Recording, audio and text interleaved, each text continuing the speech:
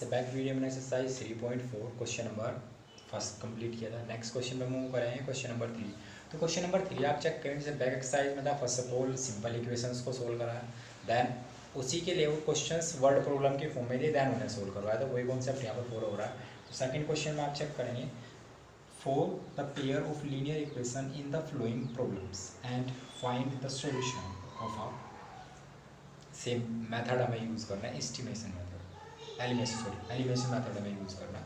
तो elimination method को use करेंगे। जैसे first of all first question, इससे पहले वाले एक्सरसाइज में हमने सब्स्टिट्यूशन मेथड यूज़ किया, उसके बाद फिर सब्स्टिट्यूशन मेथड के वर्ड प्रॉब्लम वाले क्वेश्चन देखेंगे, सेम यहाँ पे फॉलो हो रहा है। तो फर्स्ट क्वेश्चन चेक करें, सेकंड क्वेश्चन का फर्स्ट पार्ट।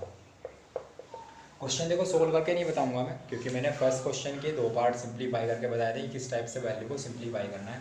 कि फर्स्ट ऑफ ऑल एक्स, अगर हमें वाई डिसाइड किया कि हमने वाई फाइंड करना है, तो एक्स को सेम बनाएंगे, एक्स की जो कोफिशिएंट होगा सेम बनाएंगे। सेम बनाने के बाद फर्स्ट से सेकंड को सब्सट्रैक्ट कर देंगे, तो वैल्यू वाई की रहेगी। जो वाई की वैल्यू आएगी उसे किसी भी इक्वेशन में पुट कर लेंगे तो एक्स निकल जाएगा। स्टेप पे सोल्व कर देते हैं। तो सेम मैं खाली इक्वेशंस तक क्वेश्चन को कंप्लीट कराऊंगा, उसके बाद आपको क्वेश्चन सॉल्व करना है। Clear?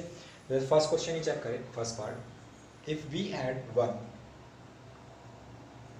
sorry for that, if we add 1 on a numerator and subtract 1 from a denominator, a fraction reduce to 1, it's became 1/2 if we only add 1 on a denominator. Why? What is the fraction? अब देखो question में क्या कहा है, fraction. तो first of all हम let क्या करेंगे, let fraction is equal to x upon y। According to question क्या कंडीशन बनेगी, ये देखो क्वेश्चन में क्या कहा है कि फ्रैक्शन में न्यूमरेटर में 1 ऐड करना है, तो न्यूमरेटर में 1 ऐड कर दिया। तो न्यूमरेटर क्या है, x, फ्रैक्शन 1 ऐड कर दिया, और डिनोमिनेटर में क्या कर रहे हैं, 1 सब्सट्रैक्ट, और नंबर क्या बिकम्स हो रहा है, नंबर क्या बन रहा है, 1।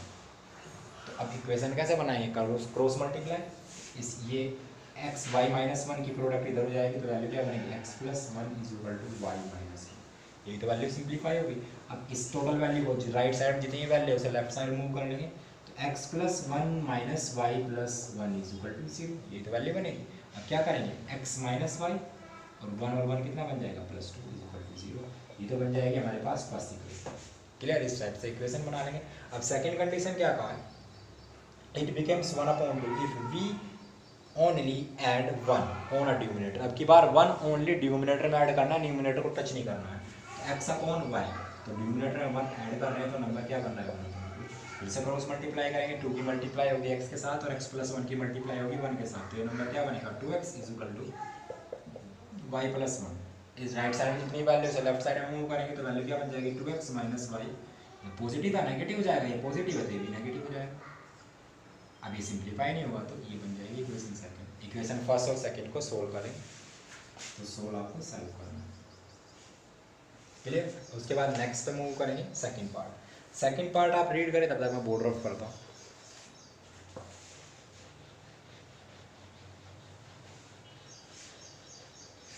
तो जब क्वेश्चंस में बोलता हूँ कि रीड किया करो, क्वेश्चंस को आपको खुद से समझना है।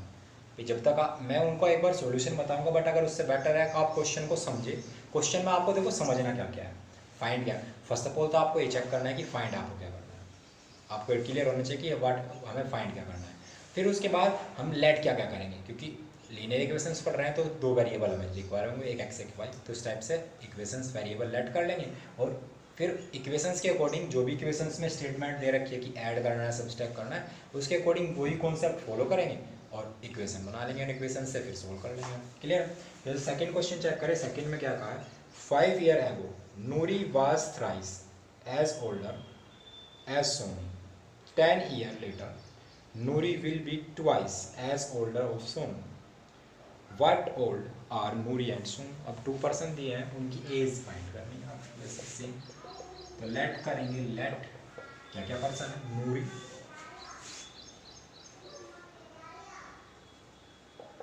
नूरी एज इज इक्वल टू, हमने लेट कर दी x, और सोनू एज क्या हो जाएगी, y। ये तो एज लेट होगी। अब क्या सिंप्लीफाई करेंगे, अकॉर्डिंग टू क्वेश्चन। तो अकॉर्डिंग टू क्वेश्चन क्या चेक करेंगे, क्या कहा है कि 10 years ago। तो 10 years ago का मतलब ये नूरी की एज है, और ये हमारे पास सोनू की एज है। 10 years ago मतलब दोनों में 5 को 10 का 5 दोनों में 5 इंक्रीज करना पड़ेगा, 5 क्या करना पड़ेगा, इंक्रीज करना पड़ेगा। 10 year later, wait a second, तो चेक करेंगे 5 year ago, sorry 5 year ago का, एगो मतलब बैक, तो 5 सब स्टेप में। क्लियर, ये चीज़ें ध्यान रखना, क्वेश्चंस को पढ़ के ये चेक करना कि क्वेश्चन में क्या कहा, बैक जाना है फ्यूचर, या तो पास में मूव कराएगा कि फ्यूचर में मूव कराएगा, तो यहाँ पे हमें पास में मूव करना।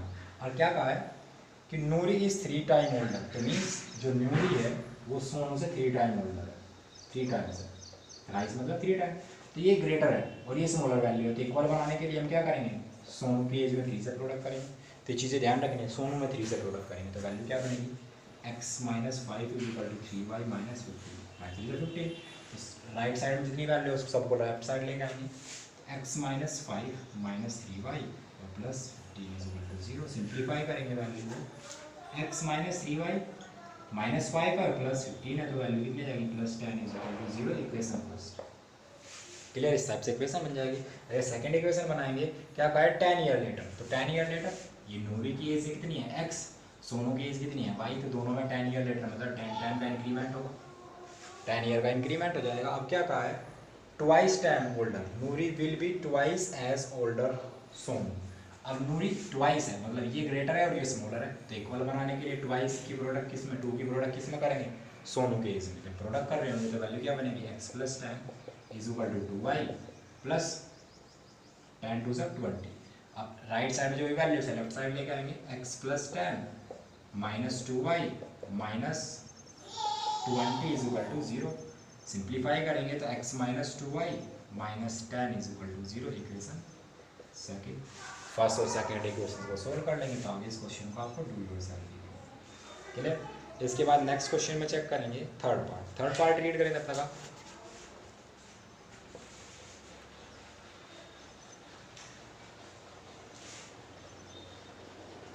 अब देखो थर्ड पार्ट में क्या कहा है, the sum of the digits of 2 digits numbers is 9। 2 digit का एक नंबर है जिसका हमें सम दिया है, डिजिट्स का सम दिया है 9। क्लियर, अब आगे क्या कंडीशन दी है, also 9 time this number, 9 time this number and also 9 time this number is twice the number obtained by revising the order of the digit, find the number. अब देखो क्वेश्चन में क्या कहा है कि एक 2 डिजिट का हमारे पास नंबर है, थर्ड पार्ट है, तो थर्ड पार्ट को डिस्कस करेंगे, थर्ड क्वेश्चन का सेकंड क्वेश्चन का थर्ड पार्ट।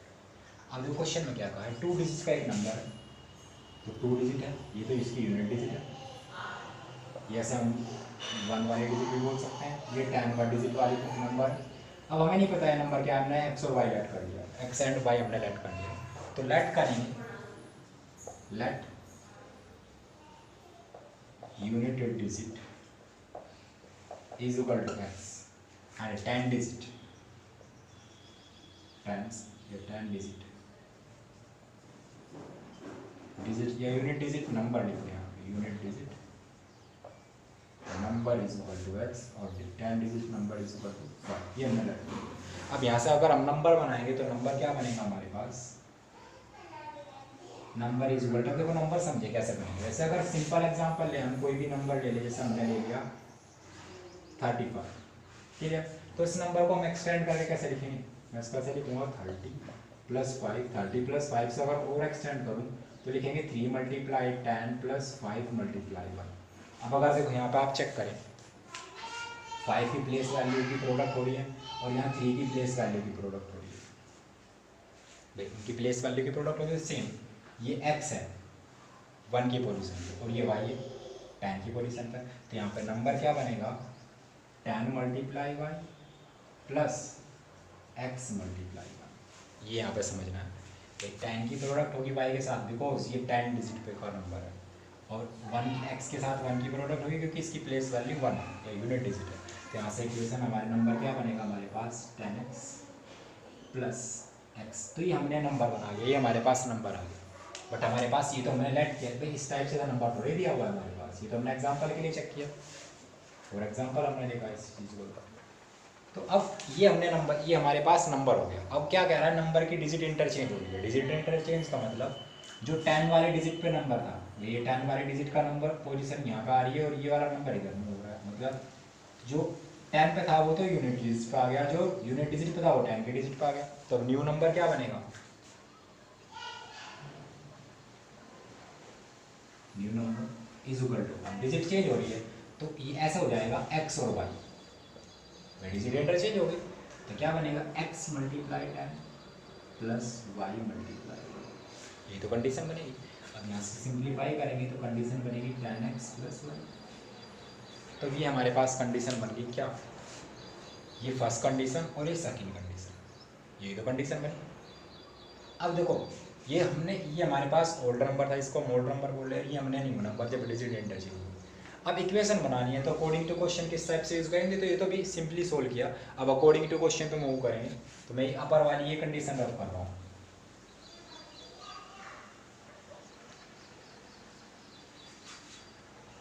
तो फर्स्ट ऑफ ऑल चेक करेंगे अकॉर्डिंग टू क्वेश्चन।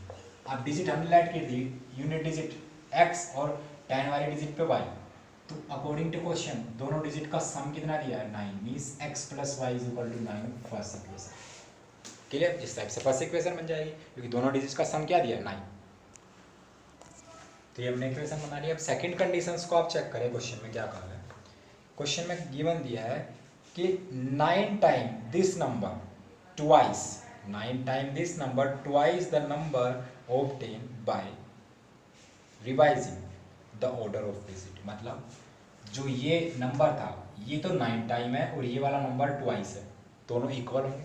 तो सेकेंड इक्वेशन क्या बनेगी 9 multiply 10y plus x is equal to twice, जब डिजिट इंटरचेंज हो रही थी मीन्स चेंज हो रही थी, रिवाइजिंग हो रही थी, यूनिट डिजिट को मूव कर। अब इसे सिंप्लीफाई कर ले, 9 की प्रोडक्ट करेंगे तो क्या बनेगा 90y plus 9x is equal to 20 x plus 2y। अब लेफ्ट साइड में राइट साइड में जितनी वैल्यू है लेफ्ट साइड में मूव करेंगे, plus 9x minus 20x plus 2y is equal to 0, ये की वैल्यू बचेगी। अब सिंप्लीफाई कर ले तो मैं ये पार्ट रफ कर रहा हूँ, दो ही लाइन की रिक्वायरमेंट है। तो यहाँ पर चेक करेंगे वैल्यू सिंप्लीफाई होगी, इससे इसकी वैल्यू ऐड होगी तो क्या बनेगा 92y।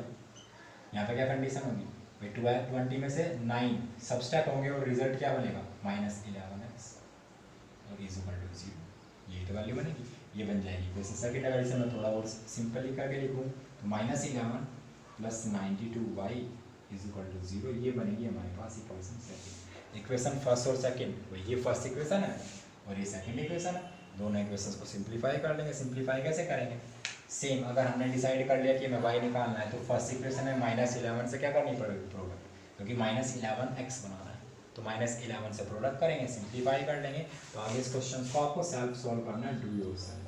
जब x और y निकल जाएगा तो आपके पास नंबर निकल जाएगा, क्लियर है। तो यहाँ पर चेक करेंगे तो इस साइड चेक कर लेंगे, नेक्स्ट पार्ट पे मूव करेंगे। नेक्स्ट में क्या कहा है, देखो नेक्स्ट क्वेश्चन 2 पार्ट्स है, तो नेक्स्ट में चेक करें क्या कंडीशन दी है।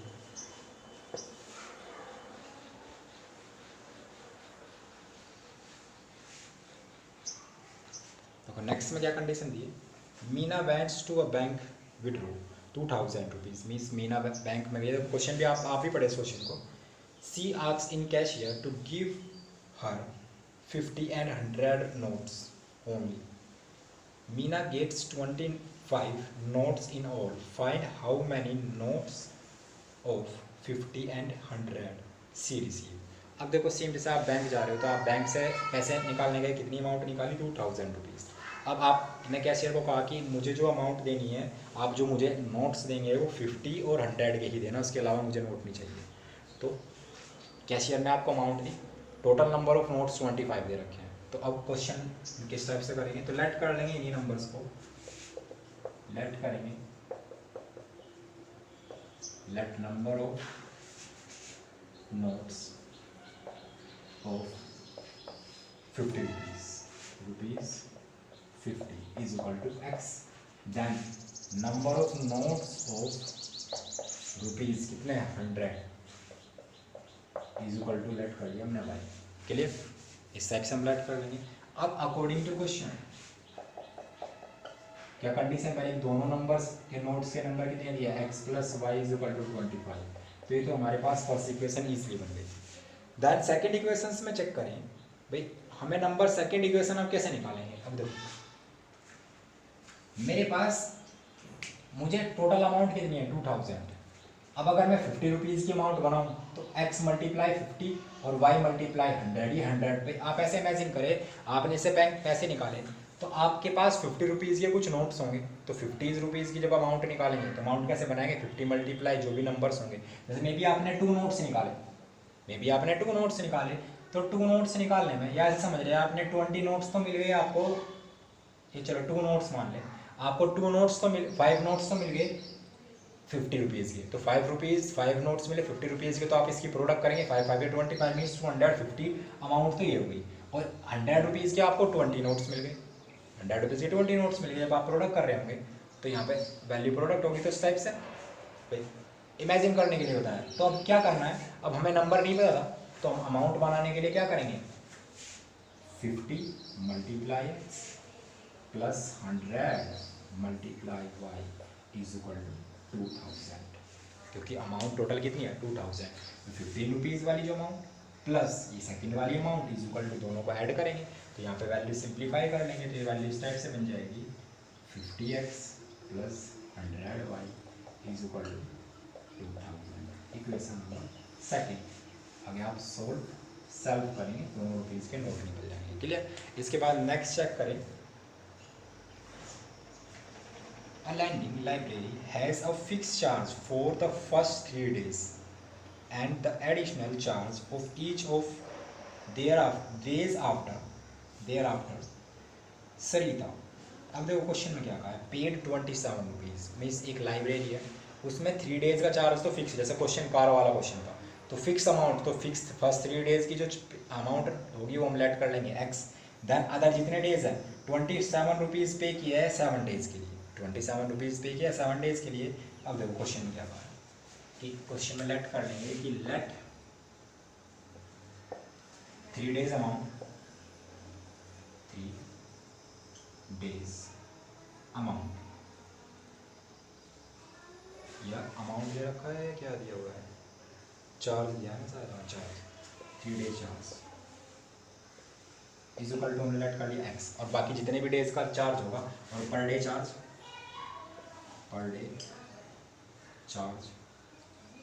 Is equal to y।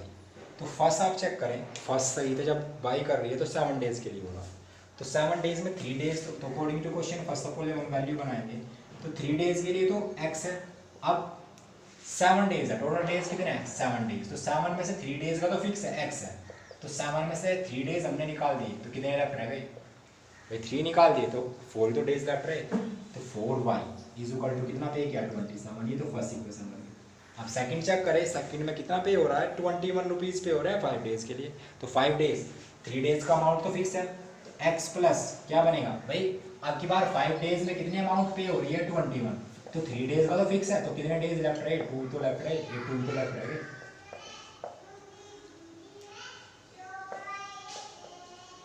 तो 2 तो लेफ्ट रहा, ठीक है। तो अब यहाँ की इक्वेशन क्या बनेगी x plus 2y is equal to 20।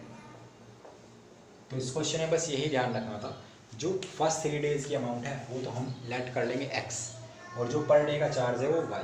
अब टोटल 7 डेज है, 7 डेज में कितने रुपीज़ पे किया जा रहा है 27, तो फर्स्ट 3 डेज की अमाउंट हम अलग निकालेंगे तो वो कितनी होगी x। अब फर्स्ट 3 डेज की तो ये वैल्यू हो गई, अब उसके बाद कितने डेज लेफ्ट रहेंगे 4 ही तो डेज लेफ्ट रहेंगे भाई, 7 में से हमने 3 सब्सट्रैक्ट कर लिया तो वैल्यू 4 लेफ्ट रही, तो x plus 4y is equal to 27। इस क्वेश्चन में भूल से भी ऐसा इक्वेशन मत बनाने देना कि x plus 7y is equal to, वो गलत हो जाएगा क्योंकि 7y भाई 7 तो टोटल डेज है ना, 7 क्या है टोटल डेज है, तो इस तरह से इक्वेशन बनेगी x plus 4y is equal to 27। Then 5 days में कितना पे किया जा रहा है 21, तो 3 डेज आउट कर ले, उसका चार्ज कितना है x, और सेकंड जो लेफ्ट डेज होंगे वो कितने होंगे 2, तो 2 इंटू वाई, क्योंकि भाई 1 डे की अमाउंट है y तो 2 डेज की होगी 2y, ऐसे यहाँ 4 डेज लेफ्ट रहेंगे तो 1 डे की y है तो 4 डेज की 4y होगी इज इक्वल टू 21। आगे इस क्वेश्चन को आप सेल्फ सोल्व करेंगे, डू योर सेल्फ। क्लियर, अब आपको ये क्वेश्चन क्लियर हो गया हो, तो आज यहीं तक रखेंगे। इजी क्वेश्चन है, बस क्वेश्चन को समझना है, इजी क्वेश्चन है। तो आगे सोल्व आप सेल्व करने की इक्वेशंस तक मैंने आपको डिफाइन करा दिया कि इक्वेशंस किस टाइप से बनेगी, आगे आप सेल्फ सोल्व करेंगे। क्लियर? तो आज इंतजार करते हैं, मिलते हैं नेक्स्ट वीडियो में नेक्स्ट क्वेश्चन के साथ, तब तक के लिए बाय।